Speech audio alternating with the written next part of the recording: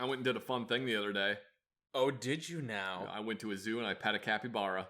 Was it a local zoo? Was there a capybara in the zoo near us? Not really near us. I had to drive a good distance away to go to it.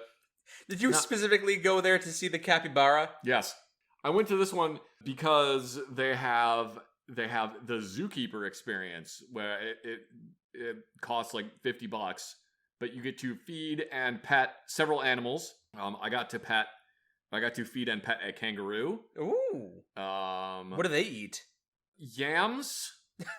Wouldn't have expected that. They ate like sweet potato, raisins, I think little bits of lettuce. Huh. They liked that too. There was something. Oh, animal crackers. They really liked those. That's weird. Yeah, they really liked animal crackers to the point that one of the kangaroos would not eat anything I had in my hand until all the animal crackers were gone. And even then was like, yeah, I don't really want that. Where's more animal crackers? I'm just like, we're out. We don't have any more. If you offer me a handful of animal crackers and a handful of carrots, I'm probably going to scarf down the animal crackers. I'll probably take the carrots because I can't eat the animal crackers because they got gluten in them. Way to make this about you. Way to make it about you. I'm trying to empathize with the kangaroo. So when they were red kangaroos, which I think is the only type of kangaroo. I'm probably wrong. Don't quote me on that.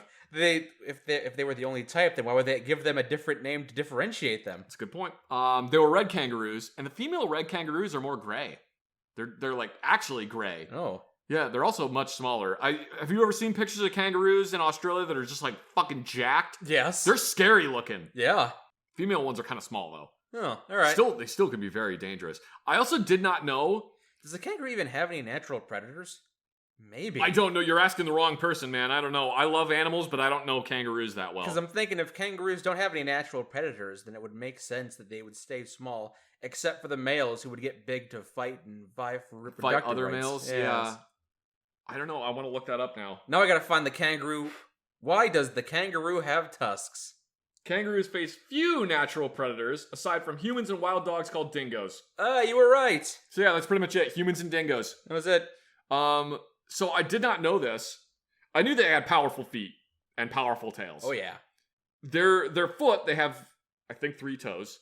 They have the 2 outer toes, and then the 1 toe in the middle. And the 1 toe in the middle is like the size of a frickin' sausage.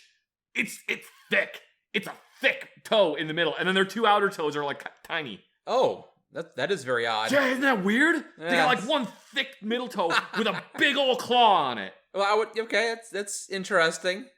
Did not know that. Yeah. Maybe they have more toes than that. I can't really remember.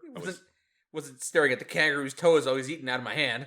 Yeah, not really. I was just kind of like petting the kangaroos. They got fun little hands too. I like. How many toes do kangaroos have?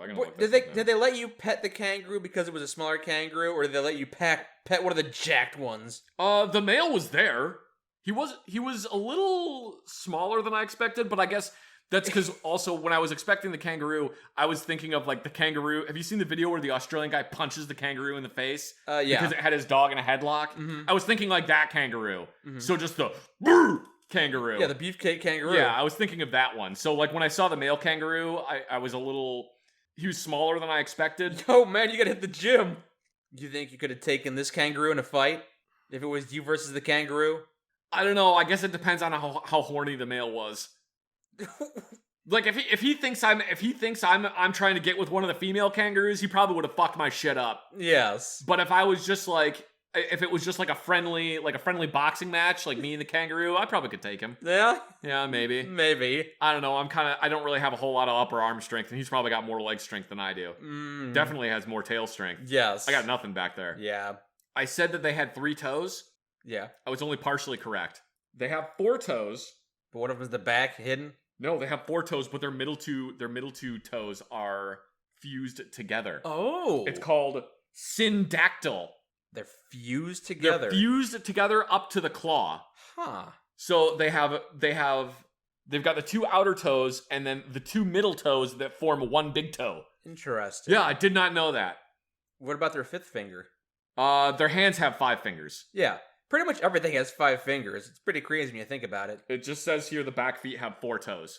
Maybe they have like a dew claw on their back foot. Something like that. Maybe they have something along those lines. Like, but you look at all these animals, and basically every animal has like 5 fingers, but like like you said, 2 of the kangaroos are fused together. Yeah. And you think of like a deer. Oh, it's got 2 toes, but it's like 3 little toes behind it. Yeah, they got like weird stuff like that. Whales have toes. Yeah, little vestigial digits. Their front fins are like where their fingers are in like the front fins. Mm-hmm. And then their rear fingers are like they've gone into their body. Yeah. Yeah. Anyway, I got to feed the kangaroos. You basically have to like sit on the ground when you feed the kangaroo, because if you stand over them, they instantly are like, you're a predator and you're gonna kill me. So you have to kind of like sit down on the ground and be like at the same level as the kangaroos, so they don't freak the hell out. You can't tower over the kangaroo. Yeah, they're very soft. But which doesn't make any sense though, because what's the natural predator that's taller than them? The dingo? Humans. That's it. Yeah. And they know humans will try to eat them, I think. Maybe. I think they understand that you're bigger than it is and you have binocular vision, which means you're probably a predator. Yeah. Most things that don't have binocular vision understand that things that do have binocular vision probably want to eat them. I don't know if they understand that. I think it's a weird it's probably a weird instinctual thing that usually things that have 2 eyes in the front will try to eat you. Maybe they're afraid of eyes looking at them. Yes, that makes sense. Yeah. Kangaroos are very, very soft. Oh, okay. They're very soft. They feel kind of like velveteen, but with like slightly longer hair. Okay. Like a longer version of velvet, if that makes any sense. Cool. They're very soft. There was a baby kangaroo. Joey. Yeah, but I didn't see him. I just saw him in the mom's pouch. Because he was still in the mom's pouch and he was wriggling around in there. You're not gonna reach in there and try and yank him out of there? No, of course not. What are you? You're crazy. You get your hands all gooey because it's all gross in there. Kangaroos are one of those animals that I think are adorable, but I'm also kind of scared of them. You should be. Because they're scary. Any wild animals bigger than a beaver can probably mess you up in some way. Probably, yeah. Even the male one, at one point he didn't really want to have anything to do with this. He was like, yeah, whatever, you're not, I don't care. I already had my animal crackers. Yeah, he already had his food, so he was fine. But at one point he like hopped over into a different room and like stood up to look out a window. And he was probably like 6 feet tall. Yeah? Probably bigger than me. Mm-hmm. So, yeah. I also got to feed some lemurs. Kangaroos, lemurs, and capybaras. Yes, I got to feed some lemurs.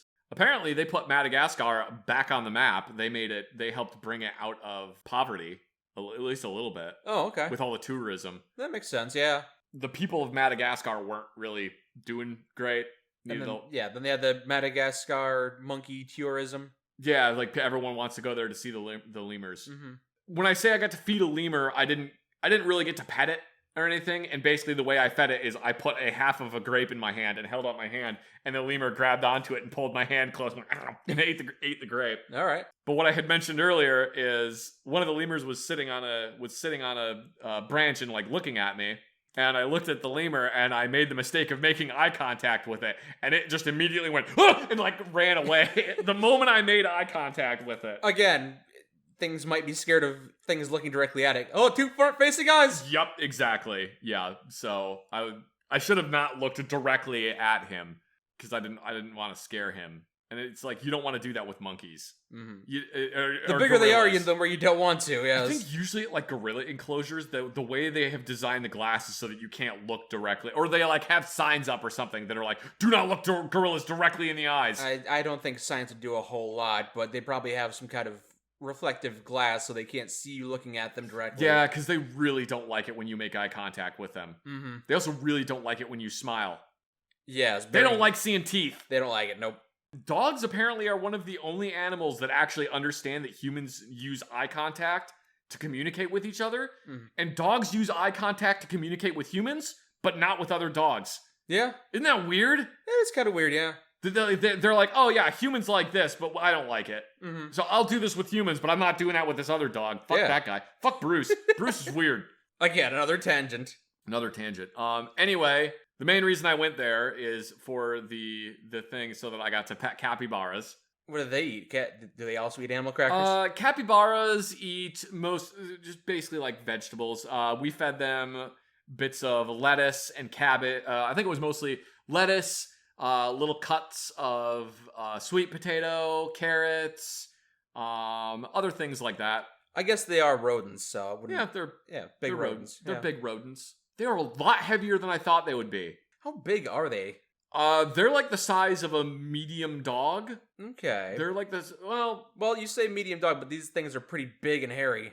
yeah, they're the size. Okay, you know what? They're the size of a large dog. I'm sorry. Yeah, they're the size of a large dog. They weigh Okay. about 100 pounds. Like a bit of Saint Bernard going on. Yeah, they're a decent size. They're kind of squishy, Yeah. but it's a lot of like muscle. It's a lot of muscle, and it's a lot of stuff to help keep them warm in the water. But they also live in South America, so they probably don't need to worry about keeping warm too often. Okay, so probably not a lot of blubber. Yeah, not really a whole lot of blubber. Their fur is very coarse and wiry, and there's also not a lot of. There's less of it than I thought there was going to be. Not a thick mane you could rush. No, rub it's your really hands not a thick on. mane. When you would pet them, they would get goosebumps, and then you could see like all of their skin under there. We started petting one of them, and he was just like, "Oh yeah, that's the stuff," and just immediately flops over on the ground and Like just a rabbit. yeah, just like pet my belly, do it. Yeah, they really liked being pet, and also this is something that I thought was completely weird. They love having foot rubs. Weird. Yeah, they really their back legs. So you know they got their back legs bend a different direction. Mm-hmm. They really like having basically their calves pet, and also their calves have like it's almost like a toenail on their calf has like a hard part to it, Okay. which I guess they like sit down on. Hmm. But yeah, they love having they love having their feet and the back of their calves touched. Well, we all enjoy a good foot rub from time to time. Yeah, but like most animals don't like that. Cats don't. Cats hate it when you touch their feet. Dogs don't really care for it. Mm-hmm. But capybaras seem to really enjoy it. Oh yeah, capybaras love that crap. They make fun noises. They make. If you've ever heard the noises guinea pigs make, No. they make basically the same noise as a guinea pig, only lower pitched and slower. Can you imitate that noise? Like a chirping purring. Kinda, yeah. I have wanted to pet a capybara for so long, and I was so excited to pet them. All right. She got to sit down on the floor, and the capybaras are like, "Oh my god, you have food." Also, one of the capybaras really liked phones. They just like as soon as I got my phone out to like take pictures of it, it was just like up in my business. Oh, looks like I'm gonna be the star today. I'm the star today. I didn't take a lot of video and a lot of pictures primarily because I wanted to just experience petting the capybaras. So it was more of just like, I'll get a couple photos and some pictures just to get those so that I have them for later. But most of what I'm going to be doing is petting the cappy. Yeah, you gotta make that memory. Live in the moment. Yes. Man, it was great. I'm so glad that I got to pet a capybara. You spent time with a cappy and it made you real happy. Yeah! And then once, so there were 3 capybaras that were there. Once the food was gone and after they had received enough pets, 2 of them just went and sat in the corner. We're like, all right, I'm done. You stay over there. I'm just going to sit here. And then the other one was still just like, more pets. I guess they all have different personalities like cats and dogs. Yeah, they really like to be scratched against the grain. You know, normally if you pet a cat, you're going to do like your palm open and you're going to go with the grain against the cat. And kind of the same thing for a dog, but the capybaras really like scratches going against the grain backwards. Huh. Yeah. Interesting. Man, that was fun. Well, now that you've checked off storks on your to-see list and capybaras on your to-pet list, what's next? What wild animal are you going to fixate on now? I'll probably just have to go back and pet the capybaras again. All right. It'll just be that. It'll just be me going back and petting capybaras again. They had some other animals there that I didn't really get to interact with as much. They had some African porcupines, which apparently do not like being touched. Well, yes. Okay, if something doesn't like being touched and it's known for having a prickly spine, Yeah. probably shouldn't touch it. Well, I have pet a porcupine before, but it was an American porcupine. Mm. So I think the difference being there, American porcupines are probably a little bit more... He was very happy. The American porcupine I pet was very happy to see me. He was just very happy to see people in general, and he tried to climb my leg. And porcupines are fun to pet. As long as you pet them the correct way. The way that porcupines defend themselves is basically they make themselves get goosebumps, and it makes all their quills stand up. Oh. That's pretty much how they make their quills stand up is by effectively like giving themselves goosebumps, Okay. and their quills all stand up like that. And after petting a porcupine, I understand how animals would get quilled by one because most animals don't have hands. Mm-hmm. So the way that they're going to try to grab a porcupine is by shoving their face into it Yes. to try to bite it. Mm-hmm. And when you do that, the porcupine's going to make all its quills stand up, and then your face is going to go into those quills. Yeah. But you can pet a porcupine backwards and kind of like feel their quills. And as long as it doesn't feel threatened, it's not going to make the quills stand up.